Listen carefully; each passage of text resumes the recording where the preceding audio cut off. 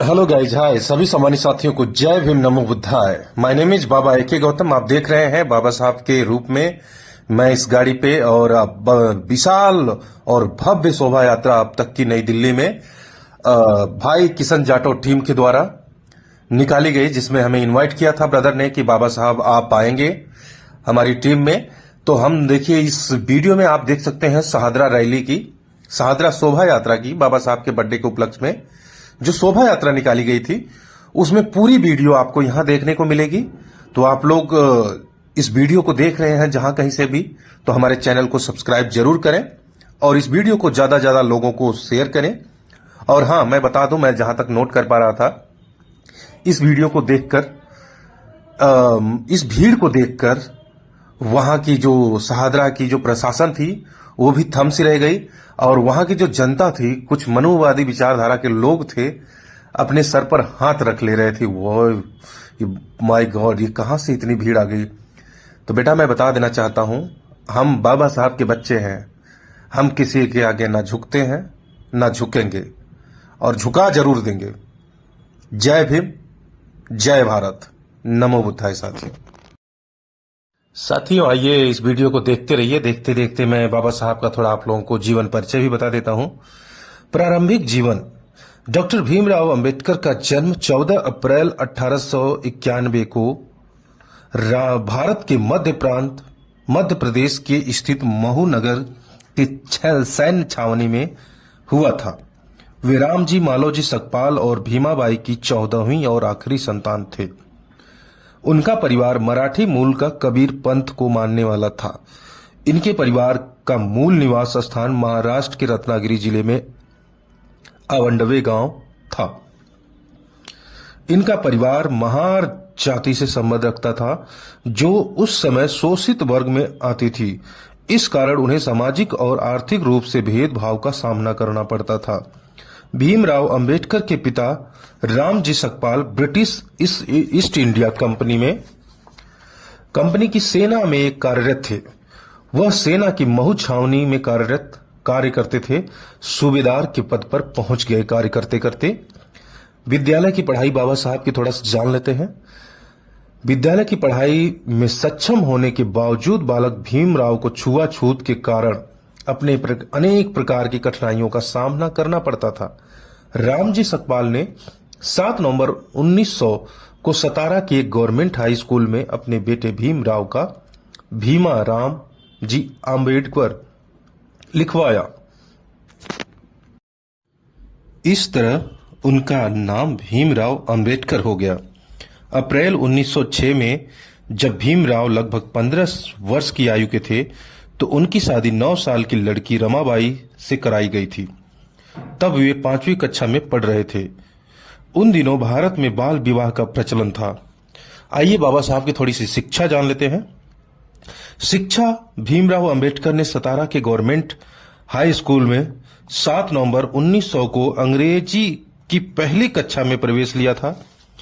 इस दिन शैक्षिक जीवन आरंभ करने के कारण 7 नवंबर को महाराष्ट्र में विद्यार्थी दिवस के रूप में मनाया जाता है। जब भीमराव ने अंग्रेजी से 4वीं कक्षा की परीक्षा उत्तीर्ण की, तो उन्होंने अपने समाज के बीच सार्वजनिक समारोह मनाया, जिसमें परिवार के मित्र एवं लेखक दादा केलुस्कर भी आए थे। दादा केलुस्कर ने भीमराव को स्वयं लिखी बुद्ध की जीवनी भेंट की थी। इसे पढ़कर उन्होंने पहली बार गौतम बुद्ध का बौद्ध धर्म के बारे में जाना। भीमराव अंबेडकर ने 1907 में मैट्रिकुलेशन पास करने के बाद एलिफिस्टन कॉलेज से 1912 में ग्रेजुएट किया। एलिफिस्टन कॉलेज याद रखना कि 1912 में बाबा साहब ने ग्रेजुएशन कंप्लीट की थी। 1913 से 1915 के बीच प्राचीन भारत व्यापार पर एक शोध प्रबंध लिखा था बाबा साहब ने। डॉक्टर भीमराव अंबेडकर ने 1915 में कोलंबिया विश्वविद्यालय से अर्थशास्त्र में एमए की शिक्षा ली। 1917 में इन्होंने पीएचडी की उपाधि प्राप्त की, और यह शोध उन्होंने national development for India and analytical study विषय पर किया था। 1917 में ही लंदन स्कूल ऑफ इकोनॉमिक्स में उन्होंने दाखिला लिया, लेकिन साधनों के अभाव के कारण वह अपनी शिक्षा पूरी नहीं कर पाए। कुछ समय बाद लंदन जाकर उन्होंने अपनी शिक्षा पूरी कर ली। इसके साथ साथ एमएससी और बी यानी कि बार एट लॉ की डिग्री भी प्राप्त उन्होंने की और इस प्रकार डॉक्टर भीमराव अंबेडकर 32 डिग्रियों के साथ और 9 भाषाओं के बेहतर जानकार माने गए और आज भी पूरा विश्व बाबा साहब को सिंबल ऑफ नॉलेज के रूप में जानता है। डॉक्टर बाबा साहब जैसा बनना है तो आपको बहुत ही ज्यादा पढ़ना पड़ेगा और पढ़ लिख कर अपने समाज में जो हो रही कुरीतियों को दूर करने का काम करें। सभी साथियों, अगर आप जहां कहीं से भी हमारी वीडियो को देख रहे हैं प्लीज जरूर शेयर करें। आइए थोड़ा सा बाबा साहब के सामाजिक और धार्मिक राजनीतिक जीवन भी जान लेते हैं, क्योंकि यह जानना बहुत ज्यादा जरूरी है। डॉक्टर भीमराव अंबेडकर ने मानवाधिकार के अंतर्गत वंचित शोषित आदिवासियों के मंदिर प्रवेश, पीने के पानी, छुआछूत, जाति पाति, ऊंच और नीच जैसी सामाजिक कुरीतियों को मिटाने के लिए महान सत्याग्रह 1928, नासिक सत्याग्रह 1930, एवला गर्जन 1935 जैसे आंदोलन चलाए।